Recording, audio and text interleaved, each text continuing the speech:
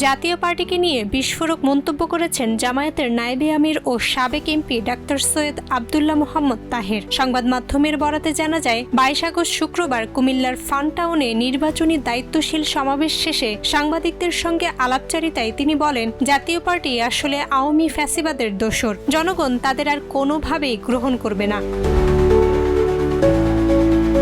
Doctor Taher প্রশ্ন তোলেন বিএনপির নির্বাচনী কৌশল নিয়েও। তিনি বলেন, বিএনপি বাইরে যত দল আছে সবাইকে সমঝোতার নির্বাচনে আনার চেষ্টা করছে, সেখানে জাতীয় পার্টির জায়গা নেই। অথচ কেউ কেউ ভোটের আগেই নিজেদের নিশ্চিত বিজয়ী ভাবছে। এটা সন্দেহজনক। তার ভাষায়, ভোটের আগেই বিজয়ের দাবি মানে তো 2014 আর 2024 সালের মতো সাজানো নির্বাচনের ইঙ্গিত। এমন হলে দেশের জন্য ভয়াবহ বিপর্যয় নেমে আসবে, আর যারা করবে তারাও একদিন স্বৈরাচারের মতো রাজনীতি থেকে বিদায় নেবে।